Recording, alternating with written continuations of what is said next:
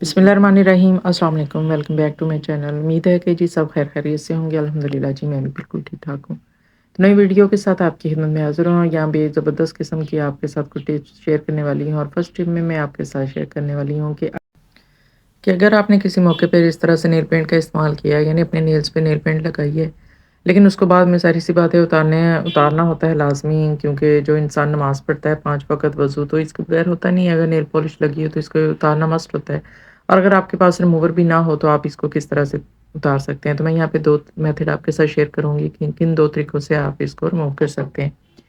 एक पहला सिंपल तरीका है कि अगर आपके घर में कोई परफ्यूम है या बॉडी स्प्रे है तो आपने डायरेक्ट या तो अपने नेल के ऊपर उसका स्प्रे कर लें, या आप किसी टिश्यू के ऊपर या कॉटन के ऊपर उसको स्प्रे करके तो अपने नेल के ऊपर उसको रख दें और थोड़ी देर के लिए रखें, ताकि वो अच्छे से जो आपने परफ्यूम का स्प्रे किया है ना वो अच्छे से नेल पेंट उसको अपने अंदर अब्ज़ॉर्ब कर ले और थोड़ी लूज़ हो जाए। तो बाद में उसी टिश्यू और कॉटन के साथ आप बिल्कुल ईज़िली रिमूव कर सकते हैं, सेम ऐसे जैसे कि आपने रिमूवर के साथ नेल पेंट को रिमूव किया होता है। तो अगर कभी ऐसा इश्यू हो, आपके नेल पेंट आपने लगाई हो और बाद में उतारना पड़ जाए और रिमूवर भी घर पे ना हो और मार्केट भी नज़दीक ना हो, तो अगर घर में परफ्यूम है तो आप परफ्यूम के साथ इस तरह से ईज़िली अपने नेल पेंट को उतार सकते हैं।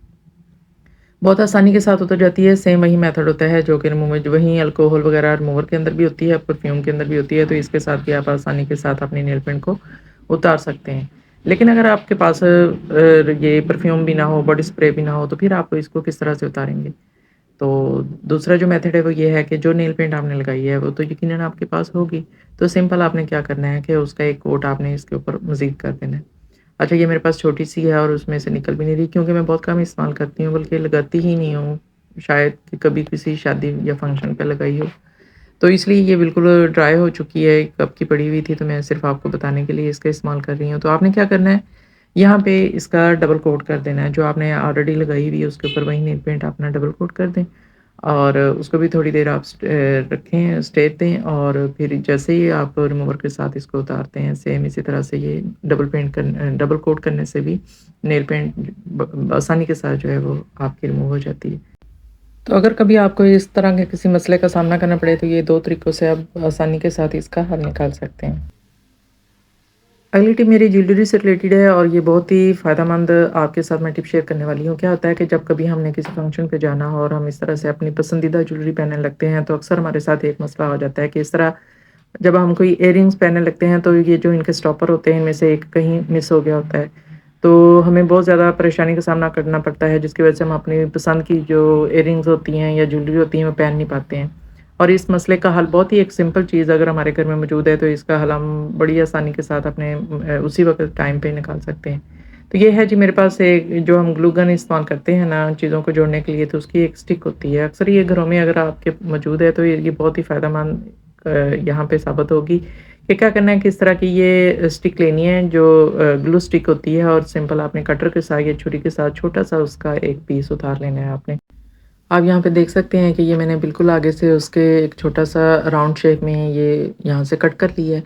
अब आपका जो भी स्टॉपर मिसप्लेस हुआ हुआ है, ये 1 है या 2 है, दोनों के साथ आपने लगाने हैं या किसी एक आपने रिंग के साथ लगाने हैं, तो आप इस तरह से इसकी कटिंग करके और उसकी जो पीछे लगी होती है, ये हुक सी लगी होती है, उसको प्रेस करना है हल्का-सा, खुद ही वो होल्ड कर लेगा और बिल्कुल टाइट आपका जो स्टॉपर है, उसके तौर पर ये इयररिंग के साथ काम करेगा। बिल्कुल वैसे ही ऐसे आपने बाज़ार में भी देखा होगा कि इसी तरह के स्टॉपर मिलते हैं जो इयररिंग्स के पीछे लगे होते हैं। तो यहाँ पे ये मेरे तो इसलिए अगर कभी ये एक छोटी-सी चीज़ है कहने को तो, लेकिन अगर कभी इस तरह से ये कहीं मिसप्लेस हो जाए, तो अगर आपके घर में इस तरह से ये ग्लू गन स्टिक है, तो ज़रूर याद रखना है कि कभी किसी ने आपको ये वाली टिप बताई थी, आप इस तरह से इस मसले को सॉर्ट आउट कर सकते हैं।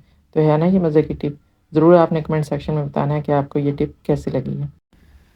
चलें जी, फंक्शन तो हमने अटेंड कर लिए हैं, वापस अपने किचन में चलते हैं और यहाँ पे हम करते हैं कुछ खाने-पीने का सामान और मैं बनाने लगी थी यहाँ पे चाय और चाय बनाते हुए मैं आपके साथ शेयर कर रही हूँ कि किस तरह से हम मज़ेदार सी कड़क चाय बना सकते हैं। पहले भी मैंने 1-2 मेथड बताए हुए हैं कड़क चाय बनाने के।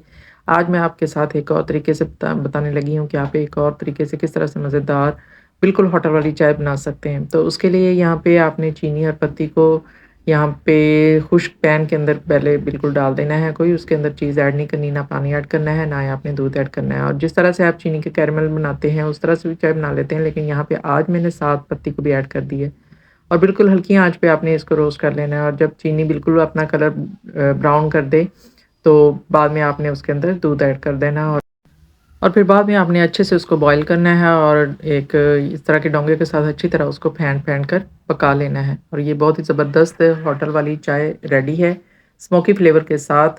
तो यहाँ पे आपने जी इसको स्ट्रेन करके पी लेना है और हाज़िर-ए-ख़िदमत है जी आपके लिए ज़बरदस्त किस्म की कड़क चाय। नेक्स्ट टिप में मैं आपके साथ एक ज़बरदस्त मसले का हल लेकर आई हूँ कि क्या होता है कि अक्सर जब हम खाना बना रहे होते हैं तो कुकर सही से काम नहीं कर रहा होता है और जितनी भी स्टीम होती है वो साइड से निकल रही होती है, यानी इसका जो रबड़ होता है ना वो बिल्कुल लूज़ हो जाता है। तो मैं लेकर आई हूँ इस मसले का हल। आपने क्या करना है कि यहाँ पे रबड़ रबड़ जो है वो निकाल लेनी है आपने जो उसके ढक्कन से और उसको आप 5 से 10 मिनट के लिए सिर्फ़ उसको आपने फ्रिज के ऊपर वाले खाने में रख देना है। इसको बिल्कुल आपने ठंडा करना है और ठंडा करने के बाद आपने जब इसको निकाल लेंगे तो ये पहले की हालत में आ जाएगा। जितनी भी इसमें लूज़नेस आई होती है वो ख़त्म हो जाती है और ये बिल्कुल टाइट हो जाएगा और जो आपके साथ इश्यू आ रहा था कि पकाते वक़्त गैस रिलीज़ हो रही थी वो अब ये मसला काफ़ी हद तक जो है ना ये सॉर्ट आउट हो जाएगा और ये प्रॉब्लम का हल निकल आएगा। मेरी अगली और लास्ट टिप में मैं आपके साथ शेयर करने वाली हूँ कि ये इस तरह की खाली बॉटल्स हमारे घर में अक्सर अवेलेबल होती हैं और हम इनको बेकार समझकर फेंक देते हैं। लेकिन कभी-कभी ये हमारे बहुत ही काम काम आने वाली चीज़ होती है अगर हम इनका सही से इस्तेमाल कर सकें। वैसे तो ये बहुत से इससे हम ऑर्गेनाइज़र भी बना सकते हैं, लेकिन आज मैं ऑर्गेनाइज़र नहीं बनाने वाली, बल्कि आज मैं क्या करने वाली हूँ कि अगर घर में किसी को भी किसी किस्म की दर्द की शिकायत है, मसल प्रॉब्लम है या वैसे थकावट है, आपकी टाँगें दर्द कर रही हैं, कमर में पेन है, आपके कंधों में पेन है, तो उसका मसला इस खाली बोतल से आप हल कर सकते हैं। क्योंकि जब भी दर्द वगैरह होती है तो सबसे पहले क्या सजेशन दी जाती है कि उस जगह पे टकोर की जाती है और टकोर करने के लिए अमूमन क्या होता है कि आप आयरन या इस्त्री को गर्म करके पास रख के बार-बार कपड़े को गर्म करके उससे गर्म करते हैं। लेकिन अगर आप इस तरह से खाली बोतल के अंदर गर्म पानी को ऐड कर लें और इतना गर्म कर लें कि जितना आप बर्दाश्त कर सकते हैं। अगर ज़्यादा गर्म हो गया तो इस तरह से आप कोई टॉवल या कोई कपड़ा उसके ऊपर लपेट के और जिस भी जिस्म के हिस्से पे आपको दर्द है, आप इस गर्म पानी वाली बॉटल के साथ वहाँ पे अच्छे से टकोर कर सकते हैं। क्योंकि दर्द वाली जगह पे टकोर करने से बहुत हद तक रिलीफ़ मिलता है दर्द से। और अगर आपके पास वो बैग नहीं है, पानी वाला बैग नहीं है टकोर करने वाला, तो आप ये प्लास्टिक की खाली बॉटल के अंदर गर्म पानी भर के अपनी दर्द वाली जगह पर उससे टकोर करें, तो आपको काफ़ी हद तक इससे रिलीफ़ मिल जाता है। और एक इसका ये फ़ायदा होता है कि अगर जैसे आपकी टाँगों की थाई वगैरह में दर्द है या अक्सर वहाँ पे वो खलियाँ सी पड़ जाती हैं, तो एक तो टकोर टकोर इससे हो सकती है, दूसरा आप हल्के प्रेशर के साथ इसको राउंड ऊपर अपनी टाँगों की थाई के ऊपर घुमाते हैं, तो उससे क्या होता है कि अच्छी तरह से उसका मसाज भी हो जाता है और दर्द में काफ़ी रिलीफ़ मिलता है। तो ये थी जी मेरी आज की टिप्स। उम्मीद करती हूँ आपको पसंद आई होंगी। नेक्स्ट वीडियो में मुलाकात होगी इंशाल्लाह नई वीडियोज़ के साथ, नई टिप्स के साथ। तब तक अपना ढेर सारा ख्याल रखिएगा और जो मुझे दुआ में याद रखिएगा। इजाज़त चाहती हूँ। अल्लाह हाफ़िज़।